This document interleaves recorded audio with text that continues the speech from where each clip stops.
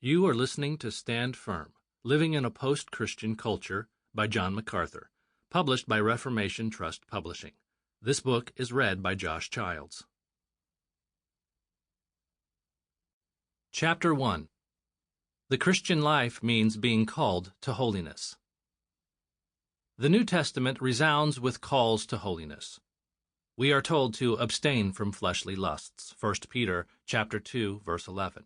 Mortify the deeds of the body, Romans chapter 8, verse 13.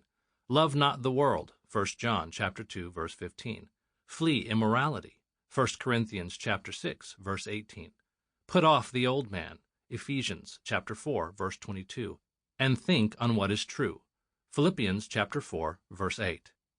We read commands to let the word of Christ dwell in us richly, Colossians chapter 3, verse 16.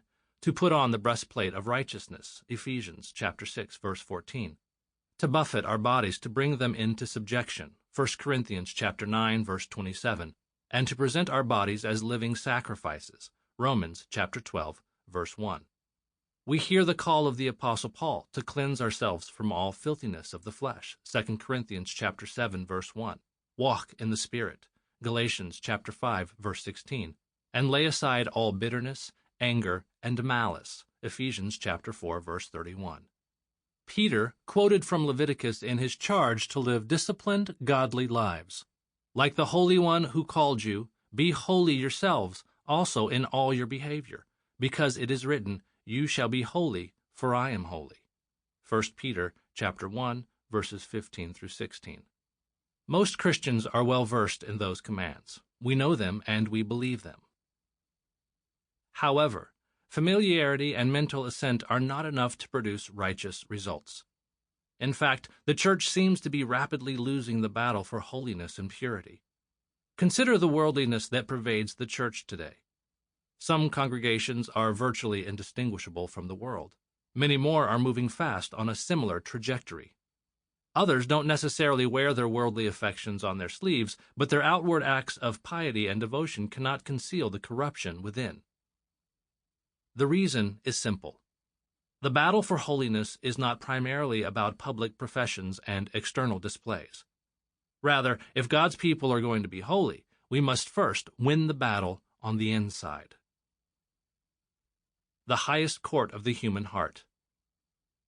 When Paul was forced to defend himself to the believers in Corinth against the accusations of the false apostles, he did not appeal to the testimonies of friends and ministry partners to verify his virtue.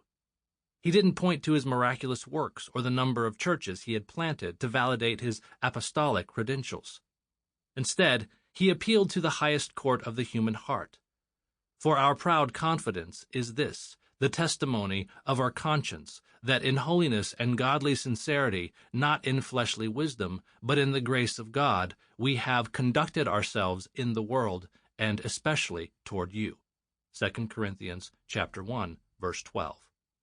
Paul called on his own conscience as his best defense. The value of a clear conscience is a repeated theme throughout Paul's ministry. In Acts chapter 23, verse 1, he said to the Sanhedrin, Brethren, I have lived my life with a perfectly good conscience before God up to this day. In Acts chapter 24, verse 16, he confessed to Felix, I also do my best to maintain always a blameless conscience, both before God and before men. And in 2 Timothy chapter 1, verse 3, he wrote, I thank God, whom I serve with a clear conscience. In his first epistle to Timothy, Paul explained that the goal of our instruction is love from a pure heart and a good conscience and a sincere faith. 1 Timothy chapter 1, verse 5. He urged his young apprentice in the faith to fight the good fight, keeping faith and a good conscience, verses 18 through 19. He would later identify holding to the mystery of the faith with a clear conscience, chapter 3, verse 9, as one of the necessary qualifications for deacons. Peter likewise understood the value of a clear conscience. In his first epistle, he charged his readers to keep a good conscience so that in the thing in which you are slandered, those who revile your good behavior in Christ will be put to shame. 1 Peter chapter 3, verse 16. External accusations cannot compare in intensity to the internal testimony of one's own conscience. Sample complete. Ready to continue?